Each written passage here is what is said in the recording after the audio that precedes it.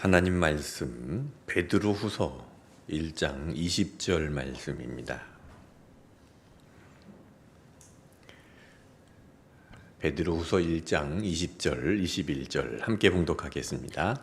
먼저 알 것은 성경의 모든 예언은 사사로이 풀 것이 아니니 예언은 언제든지 사람의 뜻으로 낸 것이 아니요 오직 성령의 감동하심을 받은 사람들이 하나님께 받아 말한 것입니다. 아멘. 오늘은 제5과 성경이란 어떤 책일까 함께 말씀을 통해서 살펴보겠습니다.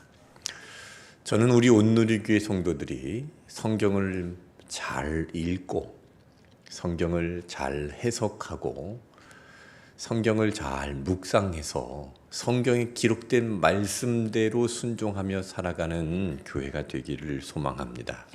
그래서 설교는 강해 설교를 하고 또한 수요일 날에는 성경 공부식으로 이렇게 진행도 합니다. 성경 안에 모든 궁금증들이 다 들어 있습니다. 성경 안에 하나님을 아는 모든 지식들이 다 들어 있습니다. 성경을 제대로 알기만 하면 하나님을 알 수 있고 인생의 모든 궁금증들을 해결해낼 수 있습니다. 여러분 교재에 보시면 글이 있죠? 같이 읽어보겠습니다. 성경은 곧 하나님의 살아계신 말씀이자 모습이며 능력입니다. 성경을 통해 하나님의 음성을 듣고 하나님의 모습을 뵈며 하나님의 능력을 체험하기 때문입니다. 따라서 성경 말씀이 곧 하나님이십니다. 그러나 이 사실을 깨닫지 못한 사람에게 성경은 한낱 서가에 꽂힌 장식품에 지나지 않을 것입니다.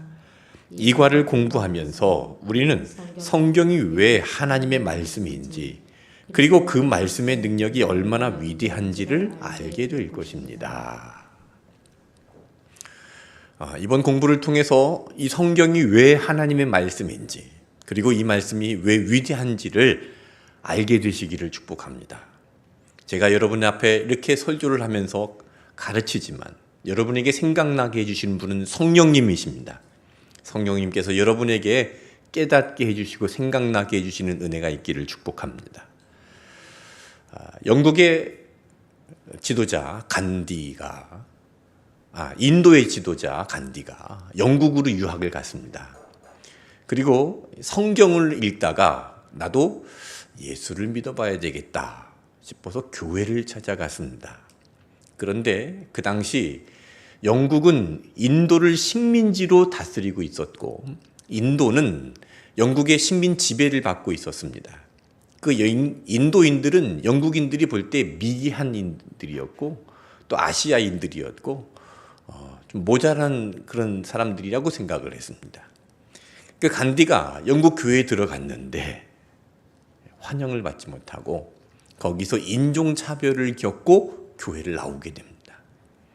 그러면서 했던 말이 나는 예수 그리스도는 존경하지만 예수 그리스도를 믿는 사람들은 경멸한다 하고 교회를 떠났습니다. 얼마나 안타까운 일입니까? 교회가 그를 따뜻하게 맞아들이고 그에게 하나님 말씀을 제대로 가르쳐주고 복음을 심었더라면 인도가 많이 달라졌겠죠. 인도의 지도자가 크리스찬이 되어서 하나님 말씀을 들고 인도로 돌아갔더라면 인도가 아마 큰 복음의 역사가 일어났을 것입니다. 이처럼 많은 사람들이 예수 그리스도를 믿지만 예수님의 말씀대로 살지 못합니다. 영국에 있는 그 교회가 예수님의 말씀대로 살았더라면 더 많은 사람들이 예수를 믿었겠죠. 그래서 이런 말이 있습니다. 이 땅에 있는 모든 예수 그리스도를 믿는 사람들이 이 말씀대로 잘 살기만 하면 이 말씀대로 순종하고 이 말씀의 의미를 파악해서 이 말씀대로 살기만 하면 이 세상에 예수 믿지 않을 사람은 없다. 동의하십니까? 여러분 우리가 이 말씀대로만 잘 믿고 이 말씀대로만 잘 살면 우리 주변에 예수 믿는 것은 이런 것이구나 하고 예수 믿지 않을 사람이 없을 것입니다. 그만큼 이 말씀을 바르게 알고 또 바르게 믿는 것이 중요합니다. 자, 여러분 교재를 보시고 1번, 큰 1번 질문을 한번 같이 읽어보겠습니다. 성경을 가리켜 하나님의 말씀이라고 하지만 하나님께서 직접 쓰신 것은 아닙니다. 약 1500년에 걸쳐 40여 명의 사람들에 의해 쓰여진 것입니다. 그럼에도 성경을 하나님의 말씀이라고 부르고 또 믿는 까닭은 무엇입니까? 자, 성경은 약 1500년 동안 기록이 됐습니다. 그리고 약 40여 명의 사람들에 의해서 기록이 됐습니다.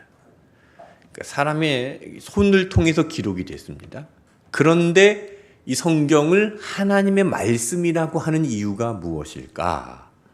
자, 첫 번째, 성경은 성령의 감동으로 기록되었기 때문입니다. 성경을 기록한 사람을 성경 기자라고 이야기합니다. 여러분 신문사, 방송사에도 기자가 있죠. 기자가 하는 일은 뭡니까? 사실을 있는 그대로 받아 적어서 독자들에게 전달하는 것입니다. 그러니까 성경을 기록한 40여 명의 사람들은 기자라고 합니다. 이들은 성령의 감동을 받아서 하나님께서 주시는 말씀을 기록했습니다. 자, 베드로후서 1장 20절, 21절 같이 읽겠습니다. 먼저 알 것은 성경의 모든 예언은 사사로이 풀 것이 아니니 예언은 언제든지 사람의 뜻으로 낸 것이 아니요 오직 성령의 감동하심을 받은 사람들이 하나님께 받아 말한 것입니다. 성령의 감동을 받은 사람들이 기록을 했습니다. 그래서 이 성경은요, 우리가 읽을 때 성령의 감동이 있습니다. 그냥 단순한 종이에 기록된 글자가 아닙니다. 여러분 혹시 재미있게 본 책이 있으십니까? 그 책을 읽고 나서 야, 이 책 너무 재미있다, 너무 좋다, 다시 읽어야 되겠다 해서 처음부터 한 번 더 정독하시는 경우가 있습니까? 뭐 한 번 정도는 있을 수 있겠죠. 2번 읽었습니다. 아, 이 책 읽으면 읽을수록 빠져드네. 그러면서 또 그 책을 붙들고 읽는 사람이 있습니까? 이렇게 10번 정도 읽는 사람이 있을까요? 뭐 문학 평론가 정도는 읽겠지만 이 책이 너무 빠져들고 재미가 있고 감동이 있어서 성경을 10번 막 20번 읽는, 아니, 책을 10번 20번 읽는 사람은 없을 것입니다. 그런데 성경은 어떻습니까? 성경은 한번 쭉 읽고 나면은 더 궁금하죠. 그래서 한 번 더 읽어봐야 되겠다. 창세기부터 다시 읽으면 또 새롭습니다. 이 성경은요, 제가 20대에 읽었던 성경이 다르고 30대에 읽었던 성경이 다르고 40대에 읽었던 성경이 다릅니다. 50대는 모릅니다. 제가 아직 50대가 안 돼가지고. 또 다를 것입니다. 여러분이 읽을 때 다르고 제가 읽을 때 다를 것입니다. 읽을 때마다 새로운 것이 있고 읽을 때마다 몰랐던 것을 알게 됩니다. 왜 그렇습니까? 성경은 감동으로 기록이 되었기 때문입니다. 그래서 성경을 읽을 때 성령의 감동이 있으면 성경을 읽고 나서 또 읽고 싶고 또 읽고 싶고 성경이 지루해지지 않는 것입니다. 자, 두 번째로 성경은 완전한 통일성을 지니고 있기 때문입니다. 창세기부터 요한계시록까지 66권은 크고 작은 책들로 이루어져 있는데 이 모든 책이 이 1500년이라는 기간에 걸쳐서 기록이 되어 있습니다. 여러 지역과 여러 문화권에 있는 사람들 그리고 다양한 직업을 가진 사람들이 40여 명의 손으로 기록을 했습니다. 자, 이 40여 명의 사람은 동시대에 있었던 인물들이 아닙니다. 그러니까 서로 자기들끼리 정보를 주고받을 수 없습니다. 창세기를 기록한 모세와 요한계시록을 기록한 요한이 서로 우리가 이렇게 기록하자라고 정보를 주고받을 수 없습니다.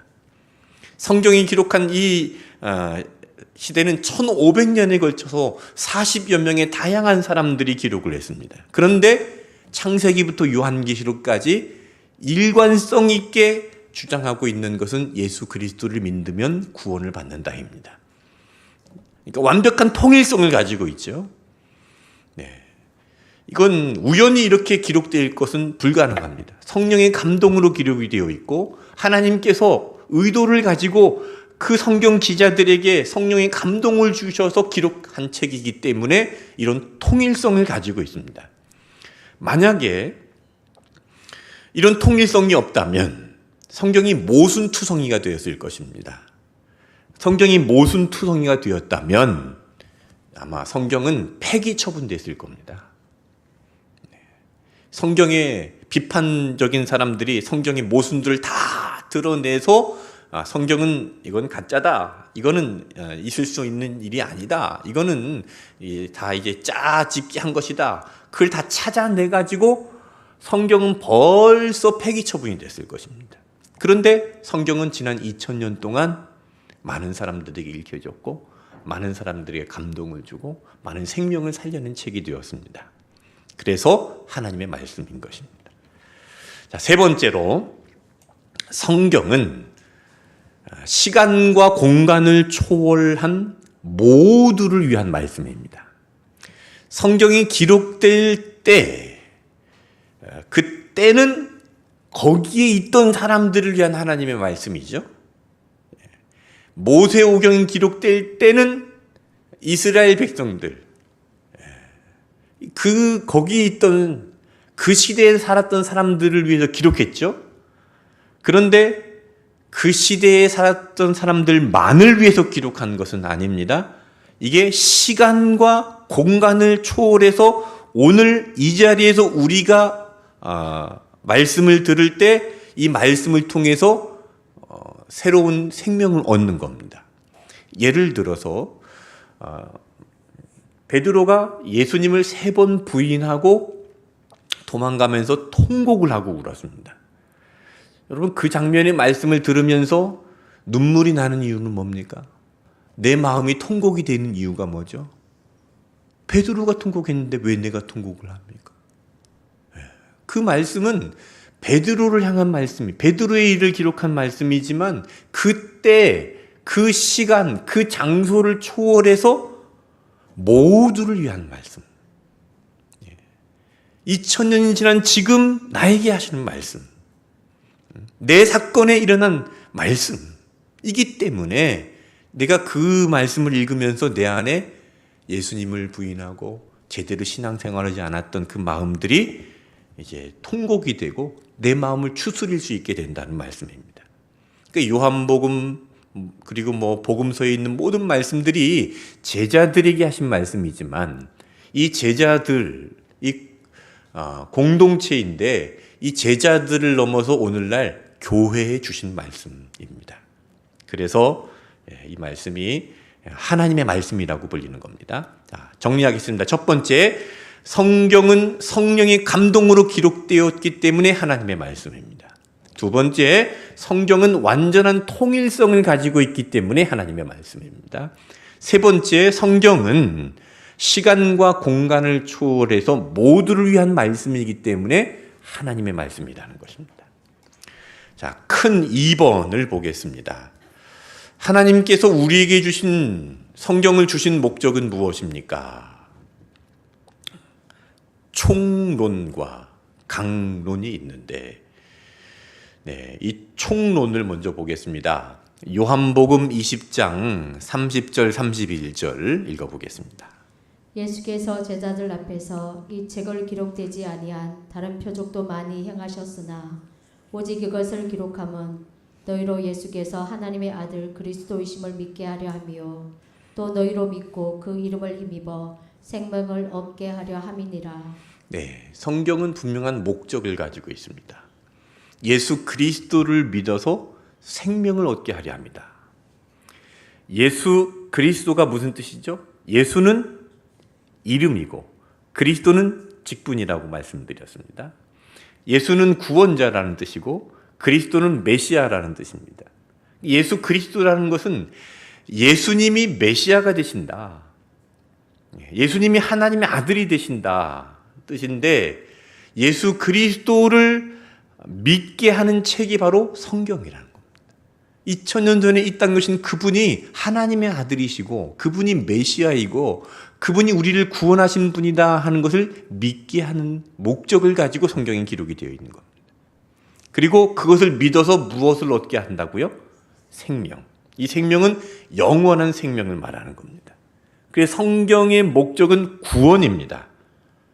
그러니까 영원한 생명을 주시기 위해서, 구원을 주시기 위해서 1500년 동안 40여 명의 사람들을 동원해서 기록을 한 것입니다. 그래서 성경을 읽으면 구원의 확신을 얻게 됩니다. 자, 디모데후서 3장 15절을 읽어보겠습니다. 또 어려서부터 성경을 알았나니 성경은 능히 너로 하여금 그리스도 예수 안에 있는 믿음으로 말미암아 구원에 이르는 지혜가 있게 하느니라. 예, 구원에 이르는 지혜가 있게 하느니라. 성경은 우리를 구원에 이르게 하는 지혜를 줍니다. 여러분, 성경을 주신 목적이 구원에 있음을 잘 기억하시기를 바랍니다. 이것이 총론입니다. 성경을 기록한 전체의 목적입니다. 그러면 이 목적 안에 강론이 있는데 그 강론이 디모데후서 3장 15절부터 17절 말씀입니다. 또 어려서부터 성경을 알았나니 성경은 능히 너로 하여금 그리스도 예수 안에 있는 믿음으로 말미암아 구원에 이르는 지혜가 있게 하느니라. 모든 성경은 하나님의 감동으로 된 것으로 교훈과 책망과 바르게 함과 의로 교육하기에 유익하니 이는 하나님의 사람으로 온전하게 하며 모든 선한 일을 행할 능력을 갖추게 하려 함이라. 네, 여기 17절에 보시면 하나님의 사람으로 온전하게 한다. 성경은 우리를 하나님의 사람으로 온전하게 합니다. 우리의 인격을 온전하게 하고 우리의 심령을 온전하게 회복시켜 주십니다. 그래서 모든 선한 일을 행할 능력을 갖추게 합니다. 온전한 행위, 온전한 삶을 살게 해주신다는 겁니다. 사람다운 삶을 살게 해주신다는 겁니다. 선한 일을 행할 능력을 또한 갖추게 합니다. 그래서 예수 믿으면 선한 일을 행하게 되는데, 여러분, 우리가 행위로 구원받습니까? 믿음으로 구원을 받습니까? 믿음으로 구원을 받습니다. 그러면 행위는 버릴까요? 행위를 왜 못 버리죠? 행위는 믿음의 열매이기 때문에 그렇습니다. 우리가 예수님을 믿고 예수님께서 말씀하신 이 말씀을 듣고 예수님이 구원자라는 이 말씀을 통해서 하나님의 사람으로 우리가 온전케 되고 선을 행하기에 능력을 갖추게 되는 겁니다. 그러니까 이게 열매로 행위가 나타난다는 것이죠. 여러분, 성경이 기록된 목적을 우리가 분명히 잘 알아야 되는데, 성경이 기록된 목적은 구원입니다. 그리고 구원받은 자들이 구원받은 자로서 천국 백성처럼 살아갈 수 있도록 온전케 하고 선한 일을 행할 능력을 갖추게 합니다. 그러니까 천국 백성, 천국 시민답게 살아간다는 말입니다. 성경에 대해서 비판적인 사람들, 성경에 대해서 여러 가지의 이야기를 하는 사람들이 있습니다. 창세기는 모세가 기록했느냐? 진짜 모세가 기록했느냐? 모세가 태어나기 전에 있었던 일을 모세가 어떻게 알았느냐? 그리고 이 창세기가 기록되기 전에, 성경이 기록되기 전에 하나님은 뭐 하고 있었느냐? 여러 가지 질문들이 많습니다.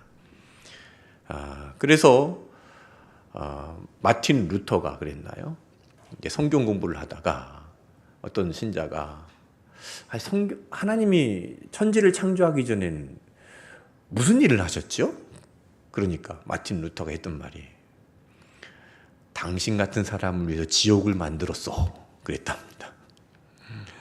그러니까 성경이 구원을 이루기 위한 책인데 구원을 이루기 위한 목적으로 우리가 성경을 봐야지 다른 목적으로만 계속 성경을 파니까 거기 걸림돌이 생기는 겁니다. 그래서 창세기 1장 1절을 못 넘어가는 사람들이 있습니다. 태초에 하나님이 천지를 창조하시니라, 이거를 못 넘어가는 겁니다. 이거를 이해를 못합니다. 이거를 이해 못하니까 그 뒤에 있는 말씀들도 못 넘어가지 못하고 창세기 1장을 못 넘어가니까 성경을 읽지 못하는 분들이 계신 거예요. 성경은요, 구원에 이르는 지혜가 있는 책입니다. 우리를 구원하시기 위한 책입니다. 그래서 그 포커스로 성경을 보면은 우리가 구원받은 일에 모든 것을 다 말씀해 주시는 백과사전과 같습니다. 성경은 우리를 구원하지 못할 책이 아닙니다. 여러분, 축구 경기장에서 카메라맨이 카메라를 어디에다 포커스를 맞추고 카메라를 움직이나요? 축구공이 움직이는 데다가 포커스를 맞추죠. 카메라맨이 축구공이 아니라 관중석에 있는 어떤 사람의 포커스를 계속 맞추고 있다면 그거는 잘못된 포커스입니다. 여러분, 성경의 포커스는 어디에 초점이 맞춰 있습니까? 구원에 초점이 맞춰져 있습니다. 예수 그리스도를 믿으면 구원받는다는 그 구원에 초점이 맞춰져 있는 겁니다. 그래서 사람을 온전케 하고 선한 일을 행할 능력을 갖추게 합니다. 구원받은 사람들을 구원받은 사람답게, 천국 백성답게, 영원한 생명을 얻은 사람답게 살아갈 수 있도록 하는 책입니다. 이를 위해서 우리에게 성경이 주어졌다는 것입니다. 자, 세 번째, 여러분 교재를 보십시오. 이번엔 성경의 분류입니다. 성경은 몇 권입니까? 네, 제가 서울에 있을 때 중고등부 아이를 가르칠 때 퀴즈를 냈습니다. 성경은 몇 권입니까? 그랬더니 어떤 아이가 자신 있게 손을 들고 네, 성경은 한 권입니다. 네, 성경은 한 권입니다. 그러나 이 한 권이 아니라 이 한 묶음 안에 창세기부터 요한계시록까지 66권의 책들이 들어있는 겁니다. 자, 구약 성경은 오실 예수 그리스도에 대한 글들이 묶여 있는 것이고 39권, 신약 성경은 오신 예수 그리스도에 대해서 글들이 묶여 있는 겁니다. 27권입니다. 그래서 39, 27, 9구단으로 외우죠. 자, 구약에 총 39권인데, 자, 첫 번째, 율법서입니다. 율법서는 창세기, 출애굽기, 레위기, 민수기, 신명기 5권을 율법서라고 합니다. 그러니까 하나님께서 인간을 향해서 하나님의 법이 담겨 있는 책을 모세를 통해서 주셨습니다. 자, 그리고 역사서입니다. 역사서는 여호수아, 사사기, 루키, 사무엘상, 사무엘하, 열왕기상, 열왕기하, 역대상, 역대하, 에스라, 느헤미야, 에스더입니다. 자, 이 역사서는 얼핏 보면은 이스라엘의 역사인 것 같지만 이스라엘만을 위한 역사가 아닙니다. 죄인들의 역사입니다. 하나님을 배신하고 하나님을 떠나는 그 죄인들의 역사이고, 그럼에도 불구하고 변함없이 하나님은 구원하시는 구원의 역사입니다. 배신의 역사와 구원의 역사가 이 성경에 들어있는 역사입니다. 자, 그 다음에 시가서는 욥기, 시편, 잠언, 전도서, 아가, 이것을 성문서라고 하기도 하는데 이 순서가 중요하죠. 욥기 다음에 뭐가 있습니까? 시편이 있습니다. 욥기는 무슨 이야기죠? 고난의 이야기입니다. 그리고 시편은요, 찬양하는 이야기입니다. 고난을 통해서 하나님을 비로소 찬양할 수 있다는 것입니다. 고난을 겪어냈을 때에 비로소 하나님을 찬양할 수 있다는 그런 의미로 이 순서도 굉장히 중요합니다. 자, 그 다음에 예언서입니다. 예언서는 전기 예언서와 후기 예언서가 있습니다. 전기 예언서는 대선지서라고 하는데 이사야, 예레미야, 예레미야애가, 에스겔, 다니엘 5권입니다. 자, 이것을 왜 대선지서라고 할까요? 이사야, 예레미야, 에스겔, 다니엘이 대선지자라서, 위대한 선지자라서가 아니라 분량이 많기 때문입니다. 분량이 많기 때문에 대선지서라고 불렸고, 반면에 호세아, 요엘, 아모스, 오바댜, 요나, 미가, 나움, 하박국, 스바냐, 학개, 스가랴, 말라기는 분량이 작습니다. 그래서 소선지서라고 불렀습니다. 자, 이 예언서라고 부르기도 했는데, 여러분, 예언이라는 게 뭘까요? 성경에 말하는 예언. 이 예언은 점쟁이가 점을 치듯이 미래를 말하는 게 아닙니다. 이 예언은 하나님의 말씀을 맡았다라는 뜻을 가지고 있습니다. 그래서 하나님의 말씀으로 과거, 현재, 미래를 해석해 내는 것이 바로 예언입니다. 제가 예언하겠습니다. 저도 예언할 줄 압니다. 이 예언은 반드시 이루어질 것입니다. 여러분, 이 땅에서 예수님을 잘 믿고 예수님의 인격으로 잘 살아가고 그 믿음의 열매를 순종으로 믿는 사람들은 천국 갑니다. 아멘? 네. 그런데 제 멋대로 살고 예수님을 부인하고 자기 잘났다고 살아가는 사람들 천국에 못 갑니다. 예언입니다. 정확한 예언입니다. 이것은 성경에 있는 예언입니다. 구약에 있는 선지자들, 예언자들이 다 이 말을 한 겁니다. 너희들 우상 숭배하면 망한다. 나라가 분명히 망할 것이다. 그러나 하나님께 돌아오면 하나님께서 우리를 구원해 주실 것이다. 이게 예언입니다. 자, 신약 성경으로 넘어오겠습니다. 신약은 총 27권입니다. 복음서가 있죠. 마태복음, 마가복음, 누가복음, 요한복음 4개의 복음서를 4개의 복음서라고 이야기합니다. 그리고 신약 성경에도 역사서가 있습니다. 사도행전.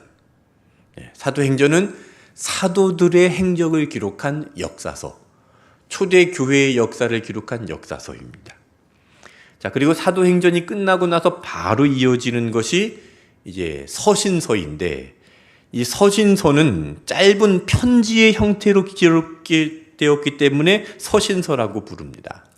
그 중에 사도 바울에 의해서 기록된 서신서가 14권이고 그 외에 다른 제자들을 통해서 기록된 서신서가 또 7권이 있습니다.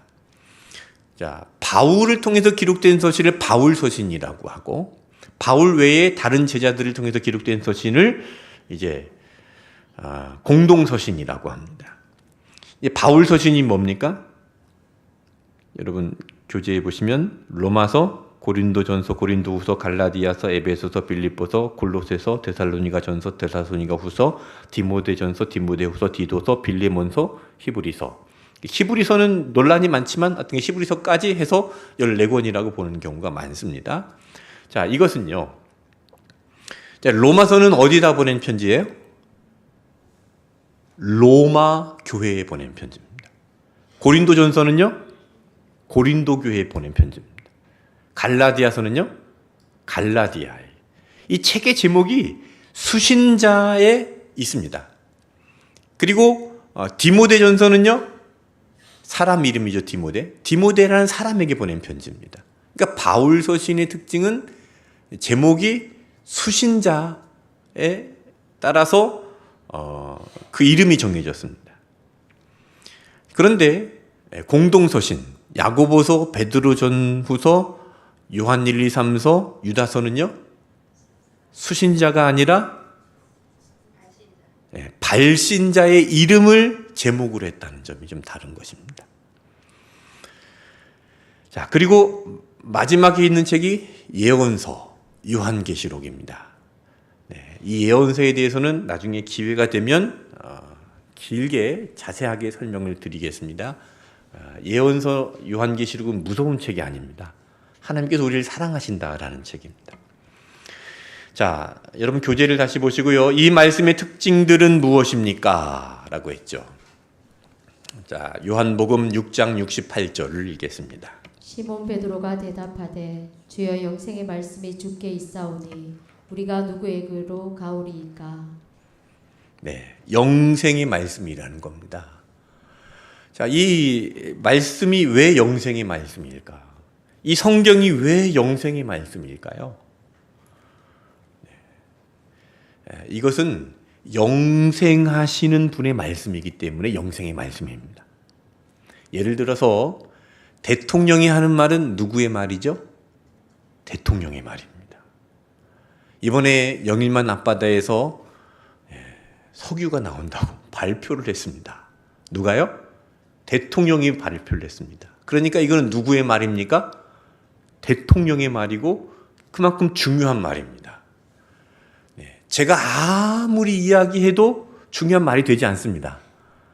영일만 앞바다에서 석유가 나옵니다 라고 제가 얘기해도 소용없습니다. 대통령이 이야기해야 대통령의 말이 되고 권위가 있습니다. 마찬가지로 영원하신 하나님께서 주신 말씀은 영생의 말씀입니다. 이 말씀을 통해서 우리는 영생을 얻을 수 있는 것이죠. 하나님은 영원하시고 하나님의 말씀도 영원하시기에 이 성경 말씀은 우리에게 영생을 약속하고 그 길을 안내하는 말씀입니다. 자, 베드로전서 1장 23절을 읽겠습니다. 너희가 거듭난 것은 썩어질 씨로 된 것이 아니요 썩지 아니할 씨로 된 것이니 살아있고 항상 있는 하나님의 말씀으로 되었느니라. 네. 하나님의 말씀의 특징은 항상 있는 말씀이라는 겁니다. 영생의 말씀이라면 그 영생의 말씀이 지금 현재에도 항상 있는 말씀이어야 합니다. 네. 성경 말씀의 특징은 이런 특징을 가지고 있습니다. 항상 우리와 함께 있습니다. 그래서 세 번째로 신명기 30장 11절부터 14절까지의 말씀을 보면 성경의 특징이 뭐냐면 내 곁에 가까이에 있는 말씀이라는 겁니다. 그래서 여러분 내 곁에 가까이 있는 말씀이라는 주제를 가지고 한번 신명기 30장 11절부터 14절까지 한 절씩 교독하겠습니다. 내가 오늘 내게 명령한 이 명령은 내게 어려운 것도 아니요 먼 것도 아니라 하늘에 있는 것이 아니니 내가 이르기를 누가 우리를 위하여 하늘에 올라가 그의 명령을 우리에게로 가지고 와서 우리에게 들려 행하게 하려 할 것이 아니요 이것이 바다 밖에 있는 것이 아니니 네가 이르기를 누가 우리를 위하여 바다를 건너가서 그의 명령을 우리에게로 가지고 와서 우리에게 들려 행하게 하려 할 것도 아니라 오직 그 말씀이 내게 매우 가까워서 내 입에 있으며 내 마음에 있은즉 내가 이를 행할 수 있느니라. 아멘. 네, 말씀을 보십시오. 11절에 내게 어려운 것도 아니고 먼 것도 아니다. 12절에 하늘에 있는 것이 아니다. 멀리 있는 것이 아니라는 것이죠. 13절에 바다 밖에 있는 것도 아니다. 네, 14절에 매우 가까워서 내 입에 있으며 내 마음에 있다. 성경 말씀은요, 내 곁에 있는 말씀, 내가 접근할 수 있는 말씀이라는 겁니다. 그러니까 성경의 말씀은 첫 번째, 영생의 말씀입니다. 두 번째, 항상 계시는 말씀입니다. 영생의 말씀이고 항상 계시는 말씀인데 내가 접근할 수 없으면 나에게는 소용이 없습니다. 무슨 말씀인지 이해 가셨죠? 영생의 말씀이고 항상 계시는 말씀이라도 내가 접근할 수 없으면 나와 상관이 없는, 나에게 소용이 없는 말씀이라는 겁니다. 여러분 서울에 가면은요 한국은행 본점이 있습니다. 그 본점 앞에 분수대가 있는데요, 그 분수대 밑에 뭐가 있는지 아세요? 한국은행 금고가 있습니다. 그 금고 안에는 엄청난 금과 금괴와 현금이 이제 금고 안에 들어 있습니다. 그런데 우리가 접근할 수 있습니까? 알고는 있습니다. 네, 거기 항상 있는 것도 우리가 믿고 있습니다. 그런데 내가 접근할 수 없으면 그건 나하고 상관이 없는 겁니다. 알고 있고 거기 항상 있는 것도 우리가 뭐 의심하지 않는데 내가 접근할 수 없다. 그러면 그거는 나하고 상관없는 것이 되는 겁니다. 그런데 하나님의 말씀은 어떻습니까?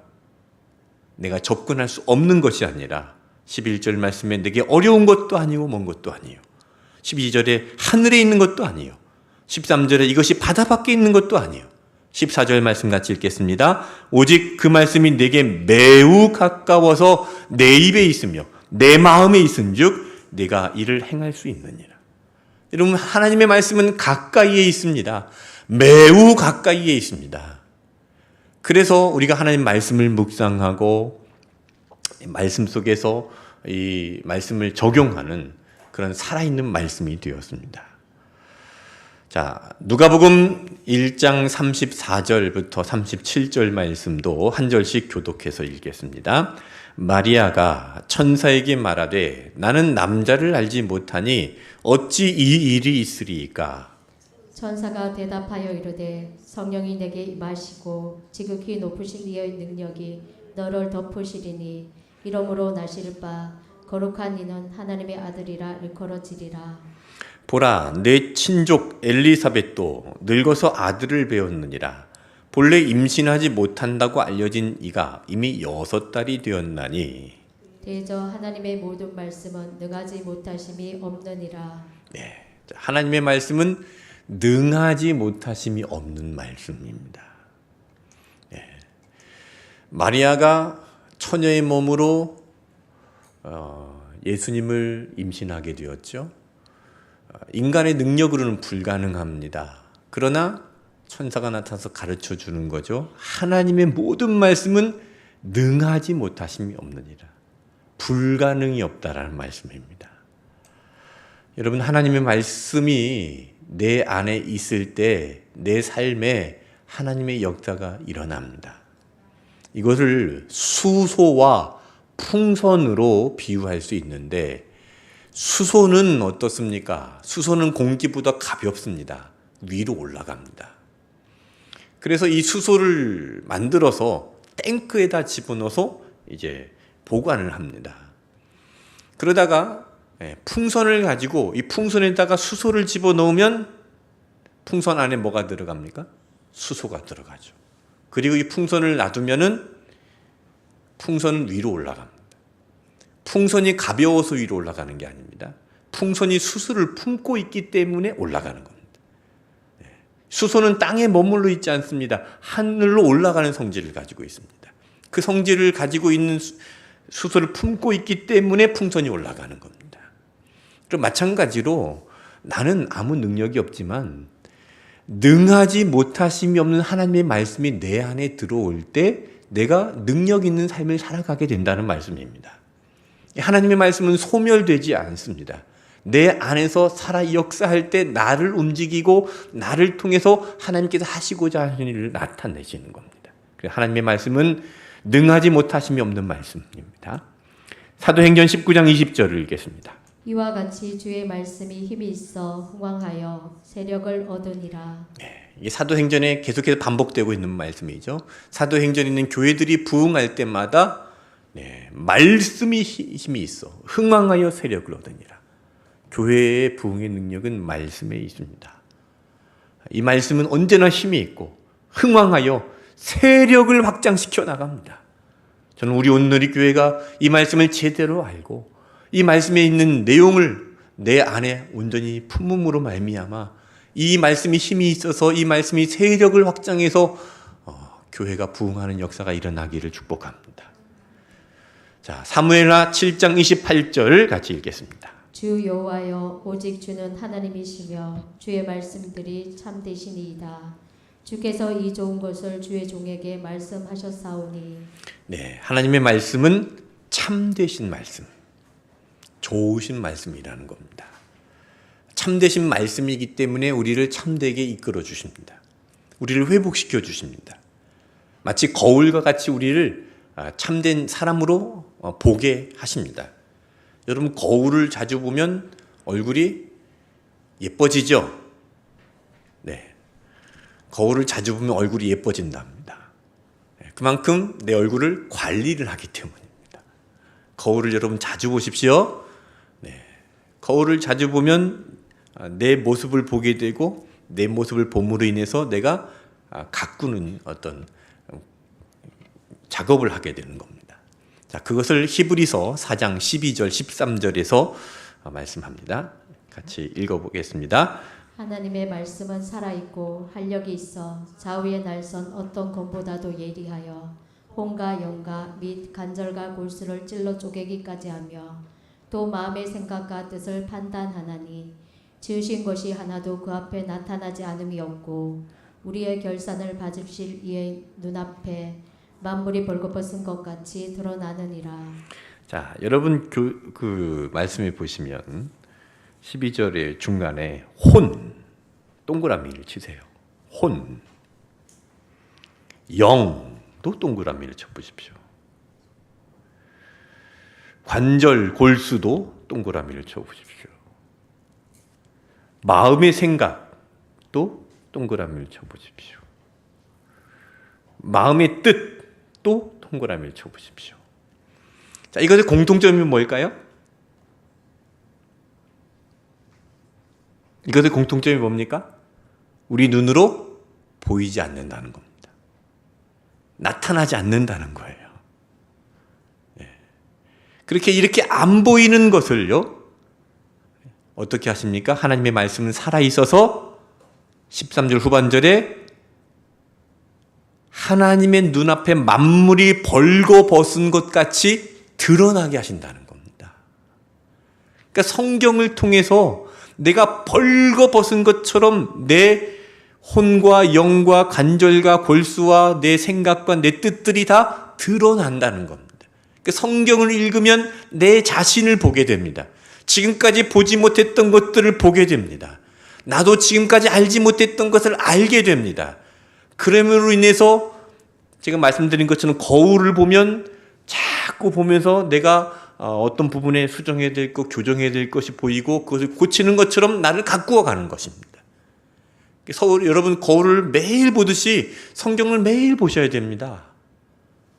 그러면 내 모습을 보게 되고 내 모습을 아름답게 가꾸어 가고 내 삶을 교정시켜 나가게 되는 것이죠. 자, 요한복음 12장 48절 읽겠습니다. 나를 저버리고 내 말을 받지 아니하는 자를 심판할 리가 있으니 곧 내가 한 그 말이 마지막 날에 그를 심판하리라.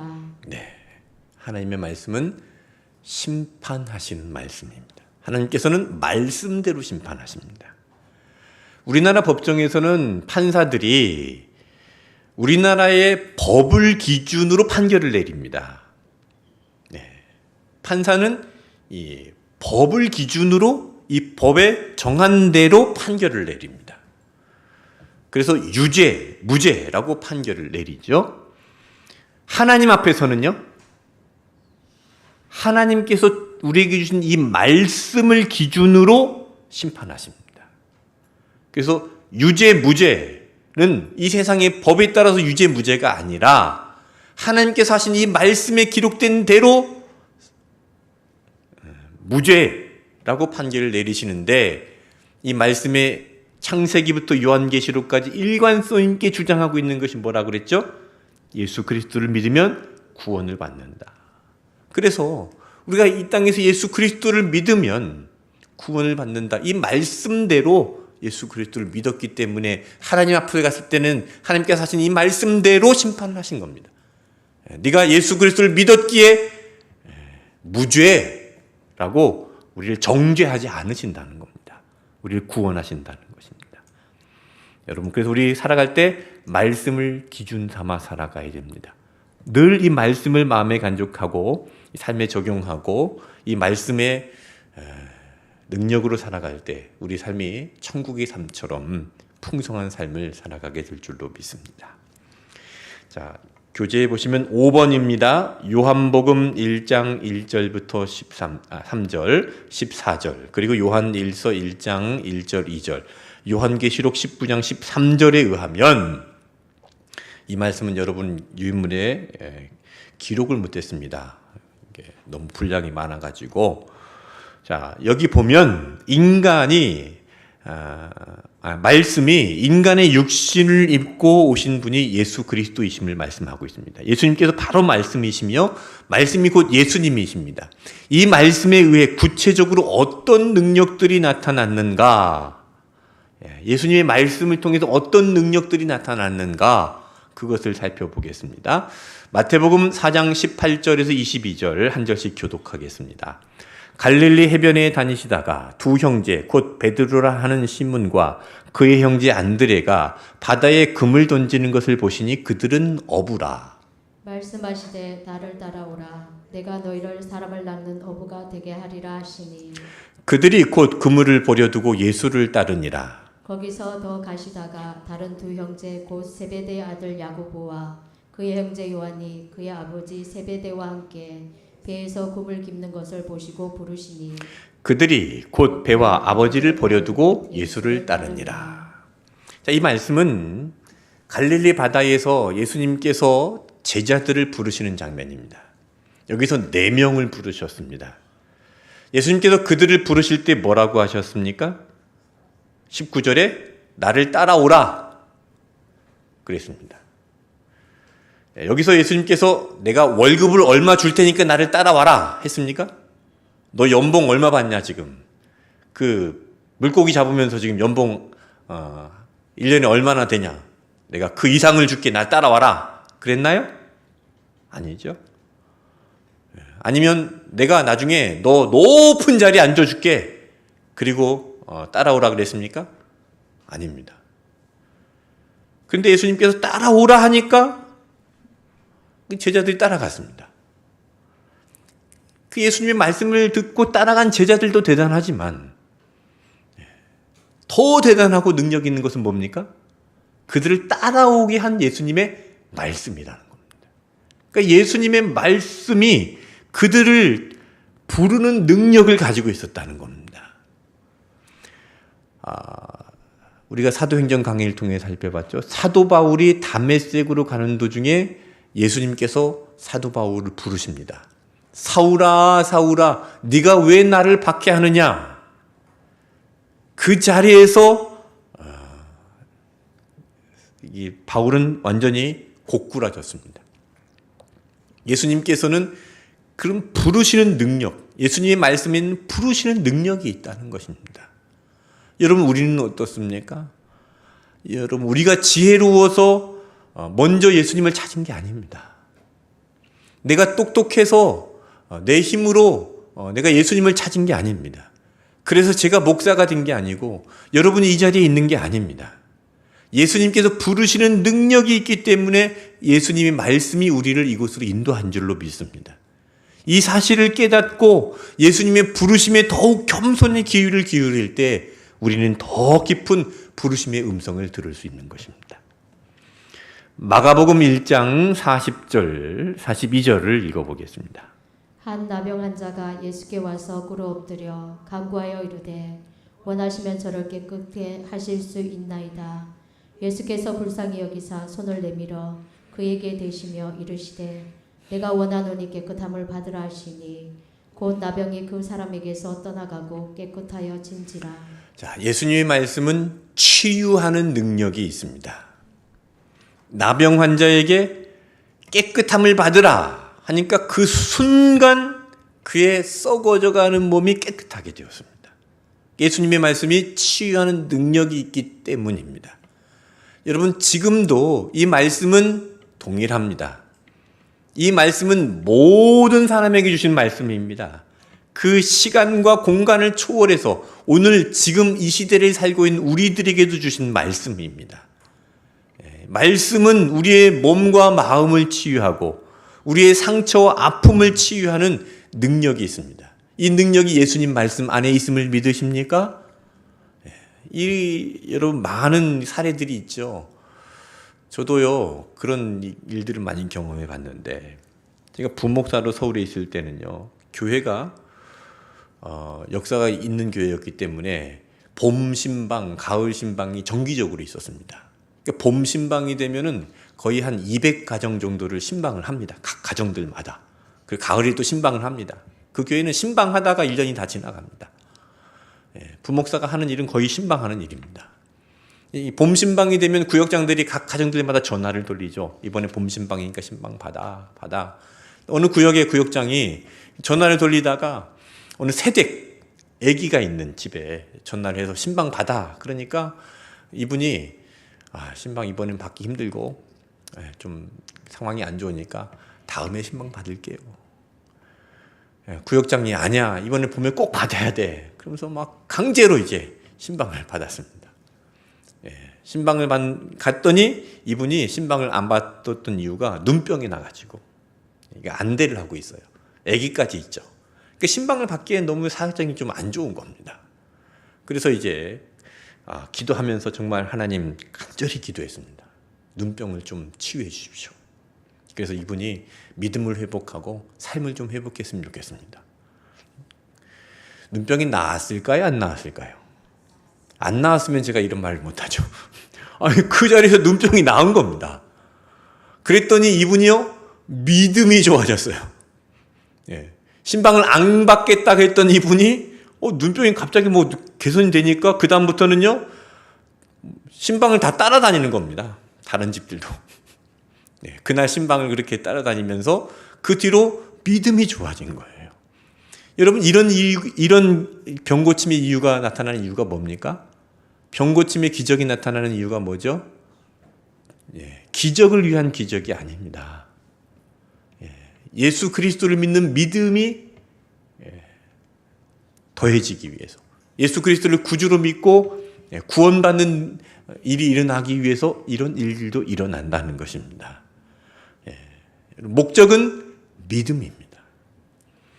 이 믿음을 위해서 지금도 수많은 일들이 일어나고 있죠. 그러나 여러분, 이 믿음은 시작의 믿음이어야 됩니다. 이 믿음을 통해서 결과로 끝나는 것이 아니라 이 믿음을 통해서 시작이 되어야 되는 겁니다. 여러분 삶에도 그런 믿음으로 인해서 시작이 되는 일들이 많이 일어나기를 축복합니다. 자, 누가복음 19장 5절부터 9절까지 한 절씩 교독하겠습니다. 예수께서 그곳에 이르사 쳐다보시고 이르시되 삭개오야 속히 내려오라 내가 오늘 내 집에 유하여야겠다 하시니 급히 내려와 즐거워하며 영접하거늘 무사람이 보고 수군거려 이르되 저가 죄인의 집에 유하러 들어갔도다 하더라. 삭개오가 서서 주께 여짜오되 주여 보시옵소서 내 소유의 절반을 가난한 자들에게 주겠사오며 만일 누구의 것을 속여 빼앗는 일이 있으면 내 갑절이나 갖겠나이다. 예수께서 이르시되 오늘 구원이 이 집에 이르렀으니 이 사람도 아브라함의 자손이로다. 예수님의 말씀은 변화시키는 능력이 있습니다. 예수님께서 삭개오에게 삭개오야 내려와라. 내가 오늘 너의 집에 가야 되겠다. 그러자 삭개오가 즉시 반응을 했습니다. 삭개오는 불의한 세리장이었습니다. 그러니까 불의한 방법으로 재산을 모았던 사람입니다. 그런데 예수님을 믿고 나서 어떻게 결단을 했죠? 자신이 가지고 있는 재산의 절반을 가난한 사람들에게 나눠주고 남의 것을 불의한 방법으로 강탈한 것이 있으면 4배로 갚겠다. 삭개오가 지금 자신이 가지고 있는 것을 포기했습니다. 그러니까 예수님의 말씀은 변화시키는 능력인데 예수님의 말씀은 불의한 것을 포기하게 만드는 능력이 있습니다. 예수님의 말씀은 우리의 잘못된 습관과 행위를 포기하게 만드는 능력이 있습니다. 예수님의 말씀은 내가 의존했던 것을 내려놓고 새로운 삶을 시작하게 하는 능력이 있습니다. 그래서 예수님의 말씀을 제대로 듣고 이 말씀이 내 안에 제대로 심어지면 내가 내려놓게 되고 포기할 수 있는 사람이 됩니다. 도자기를 굽는 사람 중에 일류도공이 있고 삼류도공이 있답니다. 차이가 뭔지 아세요? 일류도공은 도자기를 굽다가 마음에 들지 않으면 망치로 깨버립니다. 그럼 삼류도공은요, 조금 모장이 부족하더라도 팔아먹어야 되니까 아까워서 버리지 못합니다. 그런 나중에 결과를 보면은요, 삼류도공이 그렇게 많은 도자기를 만들어서 팔아도 일류도공이 만든 도자기 값 하나만 못하다는 겁니다. 버릴 줄 아는 사람이 일류도공이 된다는 이야기죠. 여러분, 버릴 줄 아는 사람이 말씀의 사람이 됩니다. 이 말씀이 들어오면 버리게 됩니다. 불의한 것들을 버리게 됩니다. 삭개오처럼 불의한 것으로 번 돈들을 버리게 되고 포기하게 되는 것입니다. 잘못된 습관들을 포기하게 하는 능력이 예수님의 말씀 안에 있습니다. 자, 마가복음 12장 41절부터 44절까지 한 절씩 교독하겠습니다. 예수께서 헌금함을 대하여 앉으사 무리가 어떻게 헌금함에 돈 넣는가를 보실세 여러 부자는 많이 넣는데 한 가난한 가부는 와서 두렙돈 곧 한 고두란트를 넣는지라. 예수께서 제자들을 불러다가 이르시되 내가 진실로 너희에게 이르노니 이 가난한 과부는 헌금함에 넣는 모든 사람보다 많이 넣었도다. 그들은 다 그 풍족한 중에서 넣었거니와 이 가부는 그 가난한 중에서 자기의 모든 소유 곧 생활비 전부를 넣었느니라 하시니라. 자, 예수님의 말씀은 격려하시는 능력이 있습니다.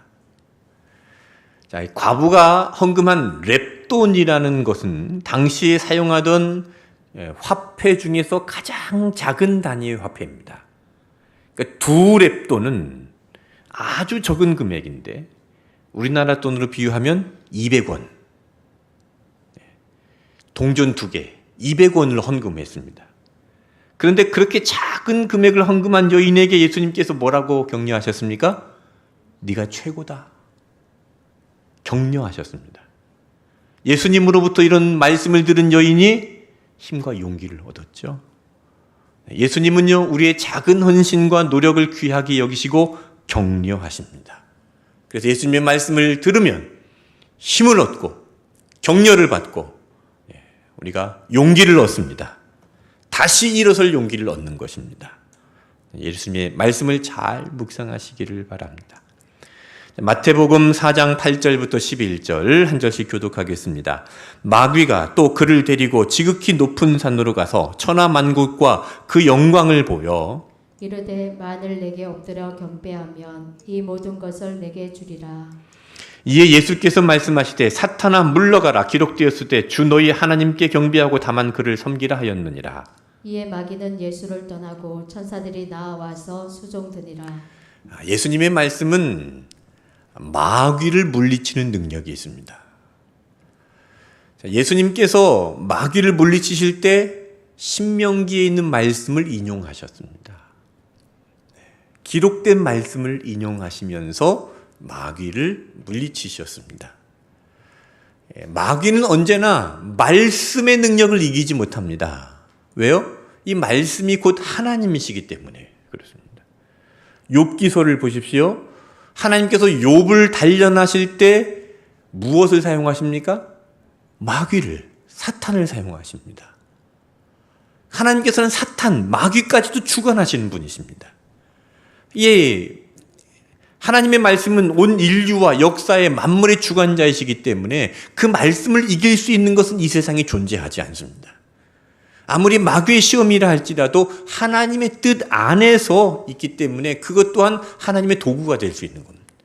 그러니 예수님의 말씀은 그 마귀를 물리칠 수 있는 능력이 되는 것이죠. 자, 요한복음 1장 1절부터 3절 같이 읽겠습니다. 태초에 말씀이 계시니라. 이 말씀이 하나님과 함께 계셨으니 이 말씀은 곧 하나님이시니라. 그가 태초에 하나님과 함께 계셨고 만물이 그로 말미암아 지은 바 되었으니 지은 것이 하나도 그가 없이 된 것이 없느니라. 예수님의 말씀은 창조의 능력을 가지고 있습니다. 예수님의 말씀은 우리를 새롭게 창조하시는 능력을 가지고 있습니다. 3절에 만물이 그로 말미암아 지은 바 되었으니 만물이 예수 그리스도로 말미암아 지은 바 되었습니다. 지은 것이 하나도 예수 그리스도가 없이 된 것이 없습니다. 예수 그리스도께서는 창조의 능력을 가지고 계시다는 것이죠. 이 창조의 능력을 가지고 우리를 새롭게 우리의 절망 속에서 소망으로 새롭게 혼돈 속에서 질서 가운데로 새롭게 죽음 속에서 생명 가운데로 새롭게 창조하시는 능력이 있습니다. 자, 여러분 결론입니다. 이제 다 왔습니다. 힘내세요. 네. 교재에 있는 내용 같이 읽어보겠습니다. 이처럼 능력 그 자체이신 하나님의 말씀, 즉 성경을 곁에 두고서도 그 능력을 삶으로 체험하지 못한다면 그 이유는 무엇이라고 생각됩니까? 여러분 하나님의 말씀이 능력이라고 믿어지십니까? 오늘 성경 공부를 통해서 이 하나님의 말씀이 위대하고 능력 있는 말씀임이 믿어지십니까? 이 능력 있고 위대한 말씀이 곁에 있습니다. 가까이에 있습니다. 그런데 왜 우리는 그 능력을 삶으로 체험하지 못할까요? 그 이유가 무엇이라고 생각합니까? 한 가지 이야기를 드리고 마치겠습니다. 요즘 저는 이 지역에 있는 목사님들을 자주 만납니다. 목사님들을 자주 만나면서 목사님들이 들고 다니는 스마트폰을 봅니다. 어떤 폰을 들고 다니는가? 어떤 목사님은 아주 최신 스마트폰을 들고 다니세요. 요즘에 갤럭시 S24가 나왔죠. 그 안에는 자체 AI가 들어있습니다. 그래서 이 스마트폰 자체에서 통역을 해주고 한국말로 말하면 영어로 말해주고 영어로 말하면 한국말로 말해주고 해외 나갈 때 이거 하나만 들고 나가면은 대화가 되는 겁니다. 그리고 뭐 사진도 이제 수정도 해주고 뭐 기능이 어마어마합니다. 제가 이걸 설명해 주면은요 깜짝 놀랍니다. 와, 이런 기능도 있었네. 와, 이런 것도 되네. 뭐 제가 이제 저는 관심이 많고 그분들은 이제 관심이 없으니까 이게 뭐 한 50대, 60대 되신 목사님들은 신세계를 막 봅니다. 자기가 들고 다니는 핸드폰에 이런 경험이, 이런 기능이 있다는 게. 그런데 이런 기능을 모르고 지금까지는 그냥 전화하고 카톡하고 뭐 인터넷 검색하는 정도만 썼답니다. 그러면 이 많은 기능들이 들어있는 것을 사용하지 못했으니 얼마나 아까운 겁니까? 이 스마트폰에 있는 기능이 100가지라면 내가 10가지만 사용해요. 90가지는 사용하지 못합니다. 그럼 얼마나 아까운 거예요? 여러분, 하나님의 말씀은 능력이 있습니다. 우리를 고치고 우리를 살리고 우리의 모습을 보게 해서 나를 변화시키고 우리에게 영원한 생명을 갖게 하고 우리를 구원에 이르게 하고 우리의 모든 것을 치유해 주시고 능력이 있는데 이 능력을 가지고 있음에도 불구하고 이걸 사용하지 못한다면 얼마나 아까운 것입니까? 여러분, 그래서 우리가 이 말씀을요 자주 적용을 해야 되는 겁니다. 제가 목사님한테 그랬습니다. 자주 써보세요. 자주 해보세요. 이것도 해보고 저것도 해보고 계속 매일매일 해보십시오. 여러분 스마트폰도 마찬가지입니다. 여러분이 그거를 가지고 매일매일 해보시면 매일매일 적용해 보시고 매일매일 작동시켜 보시고 매일매일 실행시켜 보시면은요 이 기능들을 잘 사용하실 수 있습니다. 이 안에는요 여러분이 생각하고 있는 그 생각보다 엄청난 기능들이 많이 들어 있습니다. 그걸 사용하지 않으면 얼마나 아까운 거예요. 그렇듯이 여러분 성경 말씀 안에는요 뭐 스마트폰과 비교되지 않을 만큼 놀라운 하나님의 능력이 들어 있습니다. 이 말씀을 그냥 아깝게 그냥 다 묻어놓지 말고 읽고 적용하고 순종하고 이 말씀대로 한번 살아보고 이 말씀대로 이 말씀의 능력이 내 삶에 나타나는지 안 나타나는지를 묵상해 보면서 하나하나 경험해 보면 이 말씀 안에 들어있는 능력들을 내가 다 사용할 수 있게 될 줄로 믿습니다. 여러분, 이 사용법, 성경에 있는 능력을 사용하는 사용법을 잘 깨달아서 능력 있게 살아가는 오늘의 교회가 되시기를 축복합니다. 자, 앞으로 이 말씀의 능력을 체험하기 위해서 어떻게 하기로 결단하십니까? 여러분, 숙제입니다. 다음 주까지 집에 가서 이걸 다 적어서 오시기를 바랍니다. 기도하겠습니다. 하나님 아버지, 보잘것없는 우리 인간임에도 불구하고 우리를 구원하시기 위하여 말씀으로 우리를 이곳에 불러주심을 감사합니다. 말씀의 거울 앞에서 나를 보게 하여 주시옵소서. 말씀을 통해서 나를 보게 하여 주시고 내 안에 버릴 것들을 버리게 하여 주시옵소서. 말씀의 능력으로 우리를 치유하여 주시옵소서. 말씀의 능력으로 우리 온누리 교회가 하나님께 더 가까이 나아가며 항상 하나님과 동행하는 삶을 살게 하여 주시옵소서. 예수님의 이름으로 기도하옵나이다. 아멘.